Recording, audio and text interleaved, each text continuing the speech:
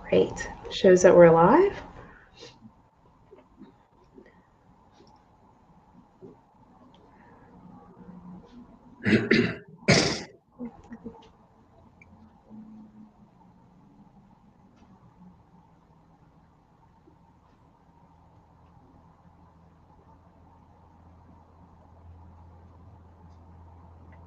All right. See, a couple of people are already tuned in. We have not lost sight of you. I'm just taking a quick second for Facebook to alert other folks that were on here before we get started. Oh, that Parker Brown guy. Oh my gosh. Can't get rid of him.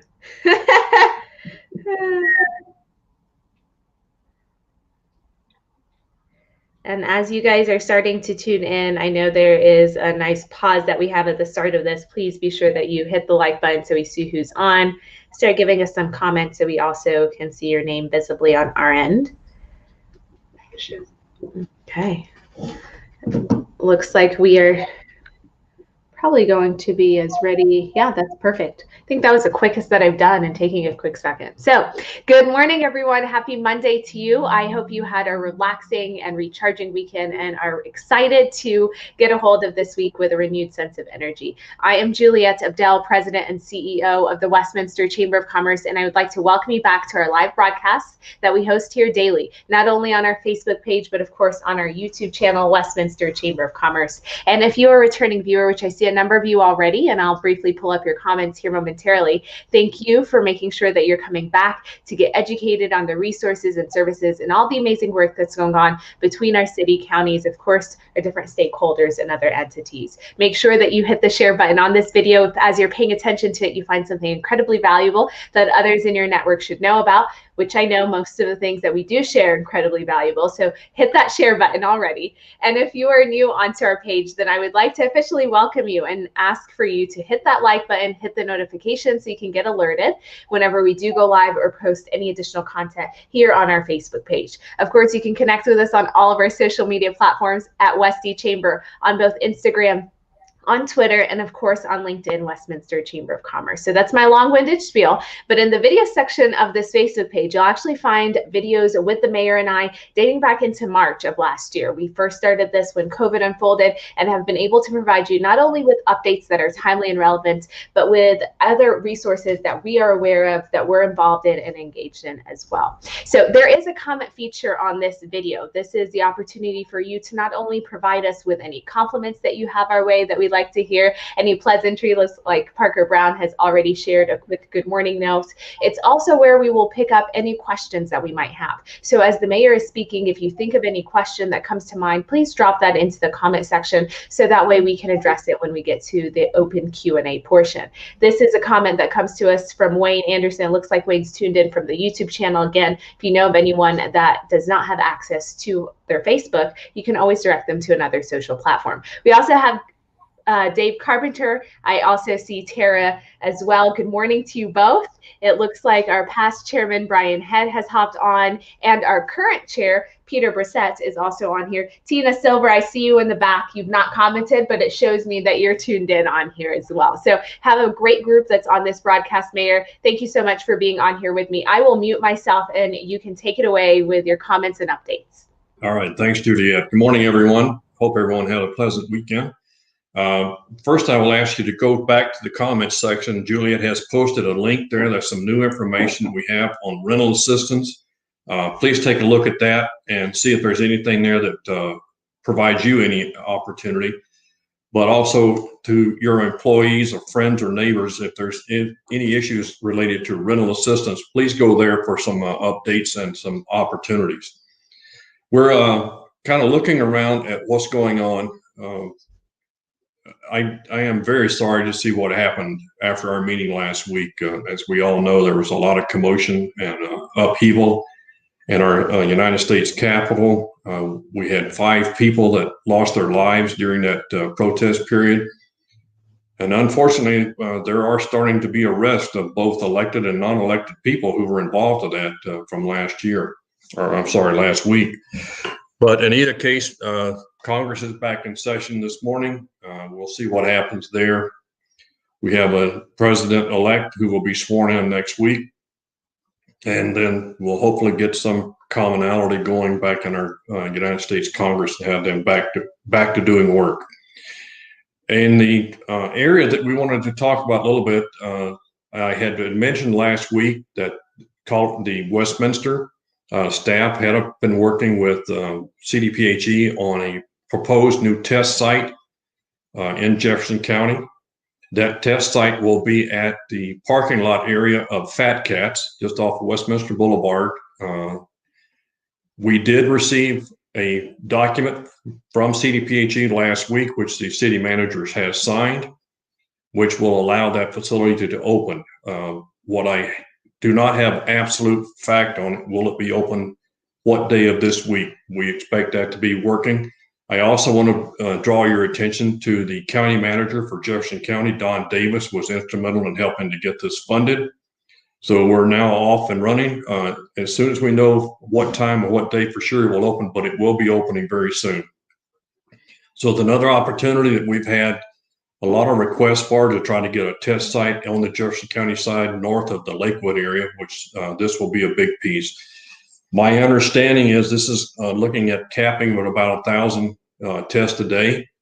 So if you have any information, please stay tuned with the chamber website. As soon as we know the details of it, we'll get that to Juliet. She'll get it posted and out to our residents, as well as the city will be sending this out as soon as we can. Again, this is a joint venture between Westminster and CDPHE, and in support of also Jefferson County. Let me bring you back a little bit. I want to talk a little bit about how our numbers are moving around. I'll start with Jefferson County. And to show you how our numbers are bouncing around, on January the 1st in Jefferson County, our infection rate was 469.2. On January the 4th, it dropped to 387.1. January the 7th, it went back up to 428. And this morning it's down to 431. So we are continuing to see our numbers in both of our counties make some dramatic jumps back and forth. Now, the latter part of last week, around the 7th, we were talking about, we saw a slight uptick, and we think that was the first uptick from the Christmas and New Year's celebrations that were going on. So CDPHE is continuing to watch those numbers to try to make sure that we don't get in too big of a jump, that we try to stay as positive as we can. The state is also watching this as the counties move up and down, what impact, if any, of this will have on the 5-star program. Now, keep in mind, we're all at the orange level by mandate, not because of the numbers. Anything above 350 is still a red number. Now, we know that last week, Jefferson County got their final approval on New Year's Eve for the 5-star program. They started the inspections last week. I talked to Parker over the weekend, and even though there were some glitches with the application process at the county's website, those seem to have gone through now. That restaurants in Westminster are being scheduled for on-site interviews, some as early as today. So we do have the first group of about 200 restaurants countywide have started to get their information. Again, the restaurants have the first priority on all site inspections, so that is happening. But most of those restaurants are already open under the orange category. When we get there, we will have to remember that you have to stay in the orange numbers as a county for that 2-week process in order to potentially have the county have numbers that will allow restaurants to move under the 5-star program to yellow if we have the numbers. So right now our numbers are still bouncing back and forth. We've got nothing into the orange category for any sustainable time. So the ability to move to orange was done by the governor. In order to move to yellow, the county has to get the numbers into the orange category for at least that 2-week period. So it's important that we continue to strive to do the mask wearing, washing our hands, do the social distancing, and comply with the restrictions that we have. We are aware that we do have restaurants in Westminster that are not in compliance. We still are receiving complaints about some who are not doing any of the requirements of social distancing, masking, or any other activities that would potentially put them into the ability to where they could increase their numbers. In fact, because of some that occurred over the weekend, I know that Tri-County Health is taking a closer look at those individual restaurants, and I am aware that some of those have multiple infractions that have been reported over the last few weeks. So my encouragement is don't become one of those. Those facilities are risking their license under the Tri-County Health orders, but they are also putting them in jeopardy within Westminster's requirement of a business license saying you must be in compliance with county health orders. So please do not become one of that group. If that decision is made by the county health department to go after them, it will be because they have repeated occurrences and are not complying with the county health laws. Today, we're back in city council meeting tonight. Remind you, we will not be in session next week because it's Martin Luther King Day and we will be closed at City Hall. The agenda tonight is not overly long, but it's a big agenda because we're only going to have 2 council meetings this week or this month. And the only thing that I've seen any comments coming on is regarding the Councilor's Bill number 1, amending the Westminster Municipal Code, and this has to do with notifications of land use development changes that are being proposed. That will be taken up by council tonight, increasing the distance from 350 feet of the development to 500 feet for notifications. So that will be discussed tonight. And you will be glad to know that if you are a golfer and you use either Titleist or FootJoy, the purchase capabilities for the Walnut Creek Golf Course will be on there for tonight for those particular brands. Legacy Ridge is a class sponsor for a different type of vendor, so those will probably be coming forward very soon. Consent agenda is fairly small. Most of this is on second readings, so we will get the COVID updates tonight as well. And we are on the beginning of this changing the official posting point of public notices. As you all know, City Hall has been closed since March, and we are going to update ourselves to compliance with what many of our sister cities around the metro areas using the city website to make sure that we have postings so that anybody can get to those and not have to worry about getting in City Hall to see the bulletin board there. So this is really inclined. Very little of these kind of postings are being done in public places anymore because there are too many times they're not accessible, especially on weekends. And if you look at what goes on in the newspapers and stuff like that, the ability to keep those current is not very good. Plus, most people rely on the internet now than they do the printed word. So you'll see that we're going to propose to move that to a digital posting tonight in the consent agendas. So we'll see where that goes if it gets pulled for any reason. Other than the activities that we're seeing, continuing to watch our numbers. The last number I gave you on the sheet this morning, the 431.2 for Jefferson County, that was pulled at 10:15 this morning. So those numbers are still current.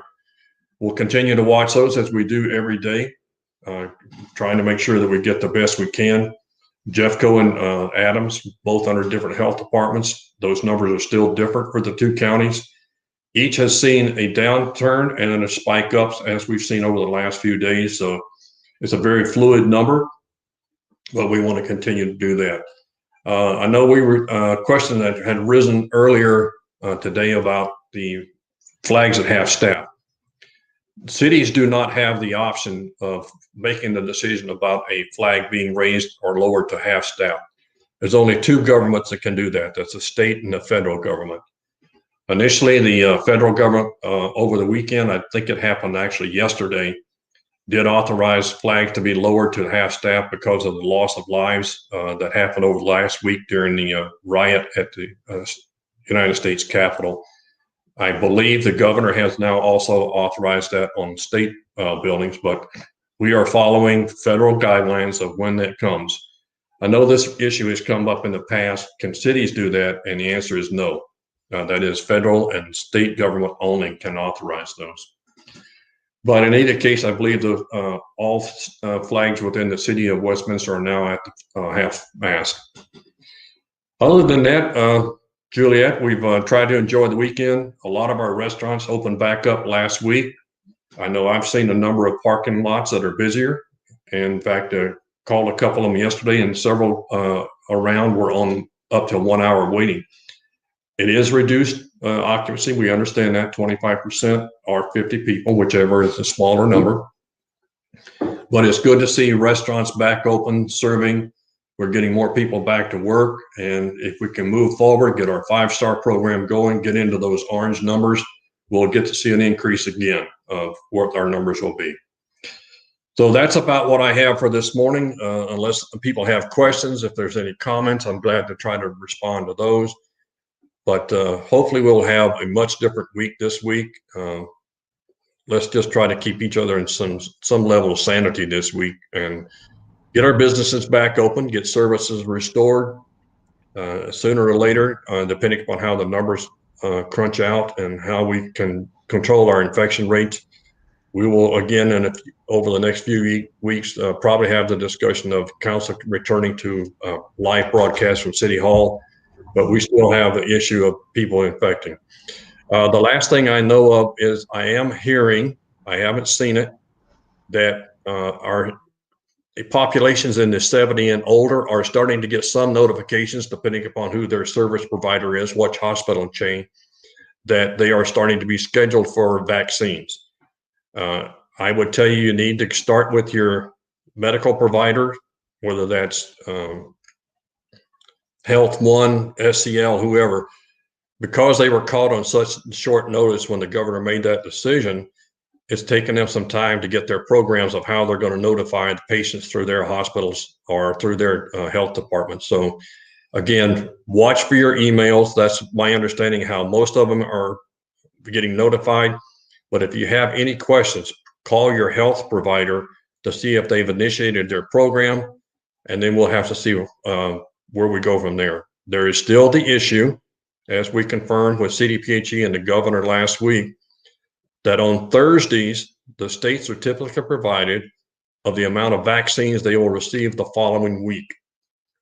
To my understanding, if I understood the comment correctly, those come into the state on Thursday.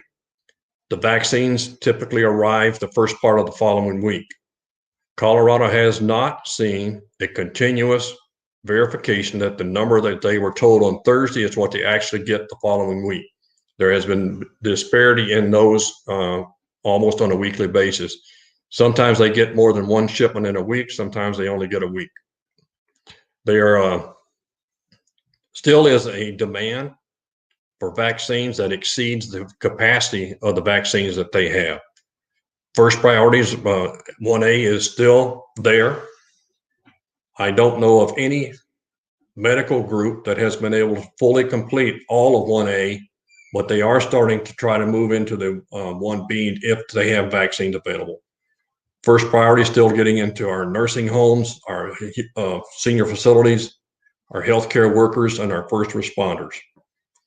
The question was raised last week about how could we look at moving people who are plant operators around water systems into the 1A category, and the state has said no. They'll still probably be in the 1B depending upon the availability. So, Ms. Abdel, now that we have a bright, shiny Monday morning, we're back into some levels of continuing to try to reopen. It's all up to you now. Absolutely. Thank you so much, Mayor, for that update. We've had a lot of people come on to the broadcast with us. I see Amy and Lori. I also see Councilor Scully's on here. And I see Deb. Thank you guys for hopping onto the broadcast. We've had a couple of comments, just kind of thank you notes and quick good morning messages. I know Councilor Scully has typed hers in. Mayor, I do have to ask you, did she actually commit to letting you guys leave at midnight the other night as she had promised? Did she deliver on that? She did an outstanding job. We were out before 10:30. Excellent. So, Councilor Scully, knowledge is on again for tonight. Excellent. That is your duty, and that is wonderful that she was able to make it happen. It looks like Peter Brissett has given a quick appreciating the updates, and the same for Tina Silver. Some of the comments that we were making really resonated with them. I do have to pull Parker's comment because it made me laugh as we were talking through this broadcast.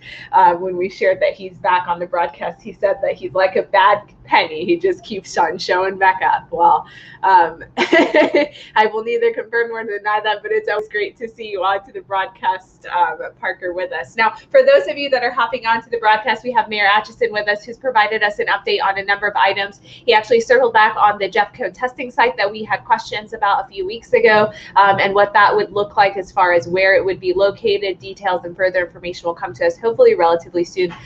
City will push that out, and of course, Mayor Atchison will share it to us as well, so we can get the word out on that. He's also shared a little bit of sentiments as it relates to Congress, them resuming, especially after everything that was transpired last week. He went in detail on some questions related to flags as a result of that, and maybe the level of oversight, I guess, or the opportunity for a city to be able to do that on their own, and who really is in charge of that. He's also gone in detail on the differences between COVID numbers and how those continually change from really week to week. A lot of that has been captured into the comment section of this broadcast, along with the agenda for this evening for the City Council. But we've also mentioned that Monday is Martin Luther King Jr. Day, and so City Hall will be closed and they will not have a meeting on that evening. So Mayor, while folks are hopping on here, if anyone has any questions or comments and wants to type them in for us, I'll ask you to do so right now so that way we can address it for you before moving forward. I have a couple of questions your way personally that I wanted to see if we have answers on. Adams County had the expiration of their public health order last Thursday, if I'm not mistaken. That was something that you had alluded to last week. Do we have any sense of whether or not they actually submitted their 5-star program efforts to the state? They did on Friday. Excellent. So that's terrific. And then as it relates to ADCO, do we have numbers that are as updated as Jeffco's were for today? I know that you pull those as you see them available, and I wasn't sure if they had updated their site as well. Yeah, let me give you the Adams County numbers. I should have done that. On January 1st, they were 638.6. January 4th, 601.3. January 7th, 644.5. And this morning, 630.8. Now, the big thing with one of the big differences in looking at Adams and Jefferson, you have to look at their positivity rate. On Adams County, stating in the same order with those numbers I gave you, their positivity rate was 9.8, 10.3, 11.3, and this morning 11.2. So their positivity rate's going back up. Wow. The last two numbers I gave you from Jeffco, their positivity rate was 6.4 and 6.6. So they did take a bit of a turn back up, even though their numbers are still a little bit down. Between the last two numbers, there was only 3 points. But the positivity rates are all in both counties are still above the 5 mark that we need them to get to. Excellent. And in Adams' case, more than double. Yeah. Unfortunately, that's shocking to always see that difference in that infection rates. Absolutely.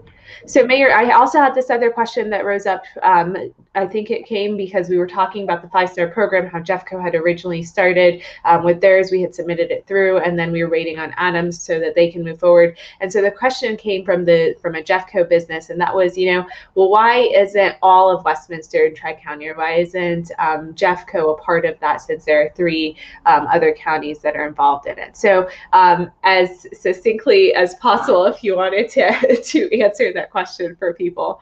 Well, again, Westminster is split between 2 counties, and each of those counties makes the decision of whether they're going to run their own health department or they're going to joint venture. In the case of Jefferson County, they made the decision many, many years ago to have their own health department.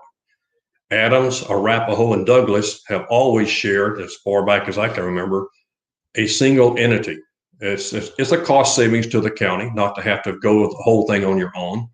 But it also puts you in a position of having a split directions, which we are in now, So I would tell you, as bad as it may sound for us, think about Aurora. They're in 3 different counties. So even though it's the same health department, all 3 of them have ways to administer variations of that through various requests that they go back through Tri-County back to the state and CDPHE on. So you have a layered approach. You have CDPHE, which is at the state. You have the counties. And then depending upon what you want to do, you can request through variances. As we discussed last week, as we're talking about 5-star programs, think of somebody like Waterworld. Now, they are an entity within Federal Heights. They're not in Westminster, but they are part of the rec district that's in Westminster. So they could go through for a site variance, which they are considering because of the size and complexity of what they have. They're not just simple a restaurant. They're an entertainment venue. So there is discussion that I believe that the GM or the executive director there was talking about on the call last Thursday that they may consider going for a site variance. Still a little bit early, but when you start to think about it, it could take a few weeks to get. They won't be open again until probably in the May timeframe, especially with water features and stuff like that. But it's never too early to start to plan ahead. So we do have the 5-star program up and running in Jeffco. I know that I talked to Parker earlier. I think his inspection is actually scheduled for today. And then if we look around, people can start to think about if they're in the Adams County portion of starting to get that initial piece going up. When the site opens up in Adams County, so you can get in very quickly, that initial application. Now we did, as I indicated earlier, we did have some minor administrative pieces or technical pieces with the application process late last week with Jeffco, which it finally got worked out, and I let Parker respond as he sees fit. Once he got it in, I think within a matter of a few minutes, he got a response back as to what time and when his inspection would be scheduled. Just to be cautious that if you're filling out the application on any of these websites, no matter which county, make a copy of what you're submitting, copy it from the screen or wherever before you hit that final send button. As we saw with Jeffco, it lost it. So Parker, I know in that case, he had to go redo all of the work he had done, and that's multiple pages. So we do want to make sure, save it. So if it's a PDF file, you can always go back and resubmit it under that file. I did make that comment to both Parker saying he had a response within 10 minutes. His schedule is between 8 and 5 today. So they work, but because of that little hiccup, I did talk to Adams County as well as to make sure that you're looking at this, because we saw, depending on the process and the platform you're using, you could have the same kind of a hiccup. But in either case, we know it's now working. We know they're getting responses and inspections are being scheduled. Of course. Thank you so much for that update, Mayor. And thank you, Parker, for being one of our initial applicants to get in there and make sure that you're filling out things and staying on top of all the resources that are opening up to you. That, I think, has helped your business stay as afloat as it can during this time. I do see with us Eugenio and Dee has both hopped on here. Dee just made a quick comment as relates to Waterworld, and of course we hope that they survive throughout all of this. And honestly, we hope that our entire community does, that we not only pull through, we survive and we can pick back up and just move at not only the same pace, but a better pace into the future. So definitely shared sentiments on our end. Mayor, believe it or not, we're at our 30-minute mark, and I know you let me kind of pick your brain on a few questions that had come to mind between our last broadcast and now. I know folks definitely watch this broadcast after we're done, and so often they'll reach back out with those questions. If you do end up watching this video later on and we are no longer live, give us the hashtag replay. You can always type in any comments or questions that you have, DM the page directly, or send us a quick note so that we can get the answer for you from our mayor. Mayor Atchison, I know you've gone in detail over everything that you are aware of from last week until this week, and then obviously into this evening with everything that you have. So I appreciate all you do, not only for our community, but for just us in general. I know you're constantly hearing what's transpiring around you and making sure that you are the best representative out there for our people. So thank you for everything that you're doing. And Tara, couldn't agree with you more. Not back to normal, but forward and better. So on that positive note, I hope everybody that's watching this broadcast has a terrific week. Mayor, I hope you do as well. And I know that we will be in touch soon. All right. Have a good day, and everyone be safe.